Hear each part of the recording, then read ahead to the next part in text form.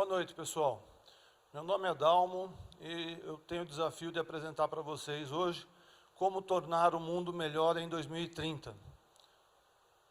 Agradeço a Deus, acima de tudo, aos meus pais pelo dom da vida, a Exalc, USP e Marinha de Guerra do Brasil pela formação intelectual, e a BCJ e Senai por darem essa oportunidade aqui de fazer essa apresentação. E agradeço ao pessoal da JR Illumine e Vinhedo Sonorização por tornar possível essa gravação. Sou engenheiro agrônomo, formei em 90, trabalhei 10 anos na Dupont, hoje Corteva, 3 na Bayer, Compo do Brasil, Compass, e estou há 5 anos na Israel Química, ICL, onde eu sou gerente nacional de vendas. Como tornar o mundo melhor? Por onde começar?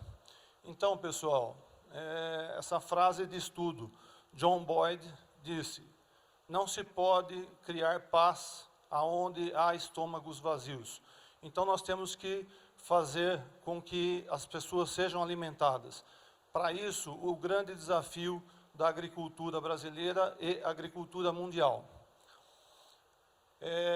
A minha apresentação está dividida em 4 partes. A primeira, pirâmide de Maslow, crescimento populacional e o desafio, a importância da agricultura no Brasil e no mundo, e, por último, como tornar o mundo melhor, melhorando o índice de desenvolvimento humano. Então, pirâmide de Maslow, começamos pelas necessidades fisiológicas e básicas do ser humano, seguimos para a segurança. Então, se a gente voltar ao tempo da caverna, você vai olhar um filme, vai ler a história e vai ver que o primeiro ponto, eles buscam a caça. O segundo ponto, sem dúvida nenhuma, é um abrigo. Então, eles, como o nome diz, homem das cavernas, viviam nas cavernas para ter um abrigo. E, em seguida, buscavam a constituição de família. Então, são as nossas necessidades sociais. Passado disso, vem a parte de autoestima e autorrealização. Então, levando para dias de hoje, como tem na foto ali, um cavalo árabe, puro sangue, um Porsche, e assim por diante. Por favor. Então, qual é o nosso desafio? Qual que é o nível de crescimento populacional hoje que nós enfrentamos? Nós estávamos em 1950 com 2 bilhões de pessoas. Nos dias atuais, cerca de 7,6 bilhões, e projetado em 2030, 8,6, e finalmente, nos anos de 2050, cerca de 10 bilhões de pessoas. Então, qual que é o nosso grande desafio? O grande desafio é realmente sustentar, dar alimentação para essas 10 bilhões de pessoas. A fim de alimentar 9 bilhões de pessoas, nós vamos ter que produzir nos próximos 40 anos o equivalente ao que se produziu em 8.000 anos. Então, esse é o grande desafio. Então, por isso é tão importante a agricultura brasileira e a agricultura mundial. Próximo. Próximo. Então, olhando aqui nesse gráfico, uma tese de 2014 da Universidade Federal do Mato Grosso do Sul, vocês podem ver qual que é o hábito alimentar das pessoas de baixa renda. A alimentação ela é escolhida por qual critério? 62% responderam à pesquisa que é critério de preços. Então, esse é o problema. Quanto mais produzirmos, melhor é a precificação do alimento. Então, nós temos o desafio de produzir mais nas mesmas áreas.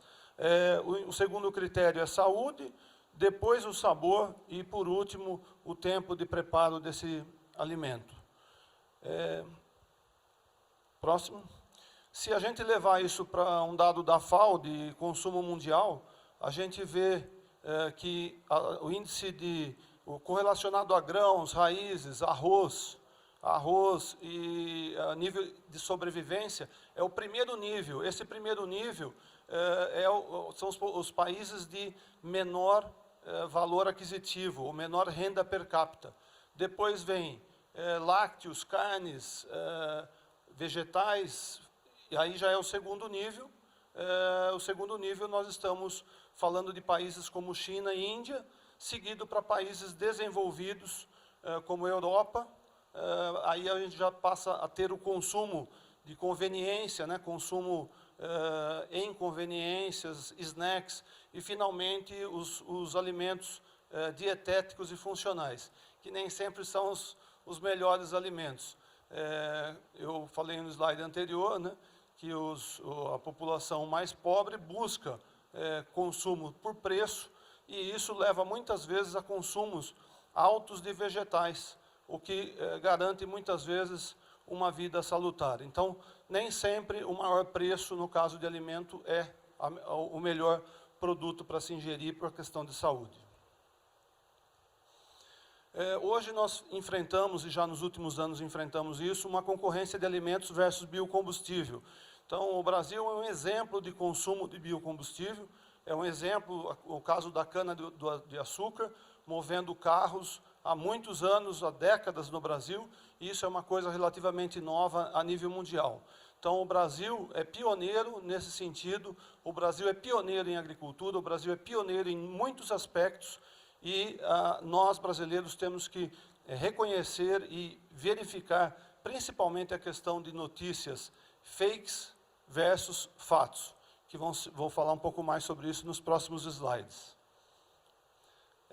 Nós temos aqui, então, um gráfico de evolução de biocombustível, o consumo de biocombustível mundial, ele tem crescido, biocombustível tem um valor atrelado, claro, à matriz energética, principalmente petróleo, e quanto maior o valor do petróleo, maior o valor do biocombustível. No caso, pode ser tanto o álcool da cana ou o óleo do milho. São os dois principais que têm sido consumidos globalmente falando.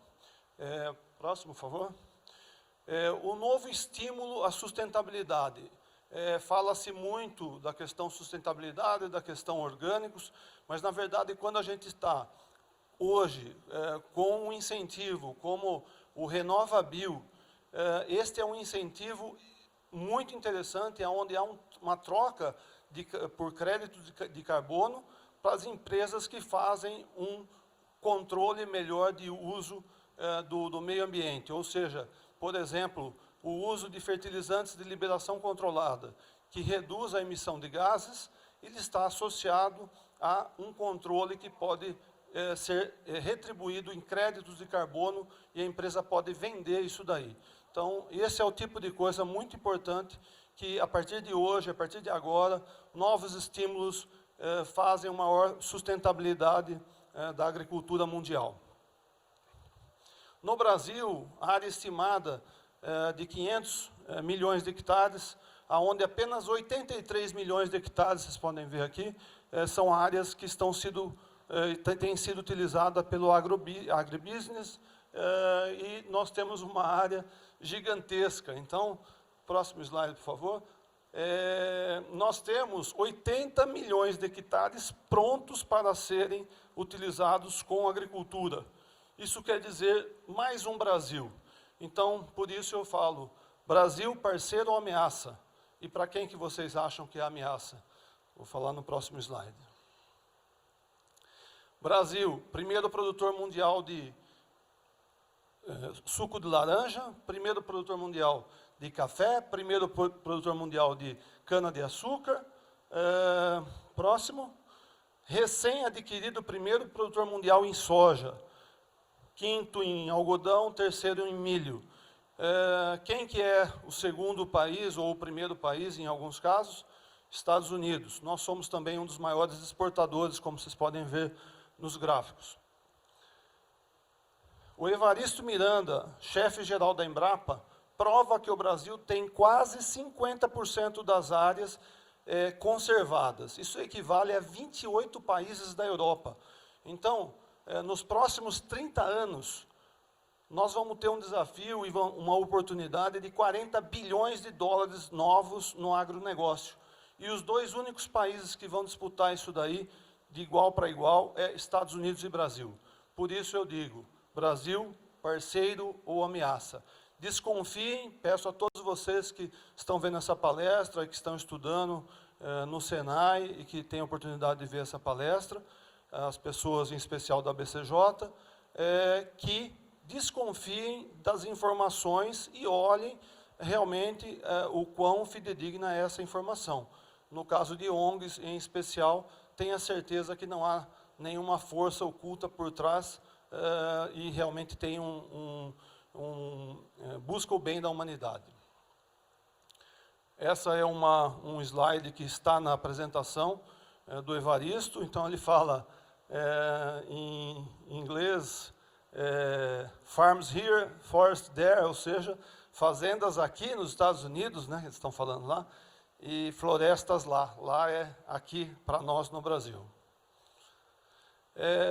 Qual é o balanço de importação e exportações?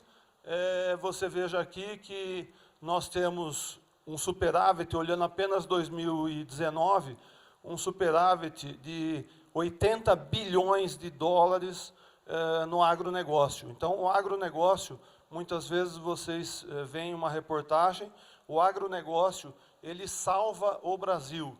Por que o agronegócio salva o Brasil? Por causa exatamente desse ponto, porque ele faz uma exportação muito maior do que é o nível de importação. E por último, não menos importante, Índice de Desenvolvimento Humano, IDH. Quais são os critérios? Saúde, conhecimento e economia. Nós buscamos uma vida longa e saudável, o número de anos de estudo é o segundo fator que conta, e finalmente o bom padrão de vida, que é regido pelo PIB, ou Produto Interno Bruto, a renda per capita. Esse gráfico é de 2015, vejam que o Brasil está verde claro.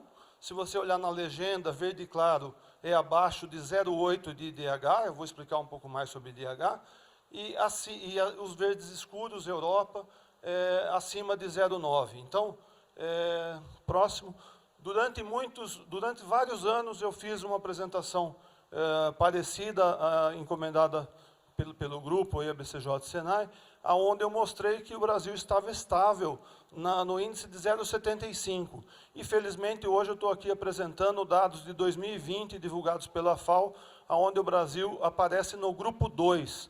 Entendam que grupo 4 é o melhor grupo, liderado por Japão, Austrália, França, Espanha e assim por diante. E o grupo 2, aonde nós estamos, ali, se você olhar, talvez cause alguma... uma certa estranheza, vamos dizer assim, no caso de estarmos junto com Argélia, Peru, ou muito próximo. Mas, então, esse índice de desenvolvimento humano é dado pela FAO, isso é a nível global. 0,86 a gente já passaria para o grupo 3, então eu diria que nós estamos bastante próximo a isso, felizmente. O que nós podemos fazer, então, para buscar um mundo melhor em 2030? Correlação, então, cada vez é mais difícil melhorar, somos reféns dos nossos desenvolvimentos, por isso eu falei tanto da questão de meio ambiente, sustentabilidade. Aumentam as preocupações, então, com o meio ambiente associado à parte econômica, e isso é positivo. As relações sociais se interrelacionam com as econômicas, e as projeções mostram um otimismo. A projeção mostra que nós estamos migrando para o grupo 3, e eu espero que seja muito em breve. Então, minha mensagem final para vocês, como podemos tornar o mundo melhor em 2030.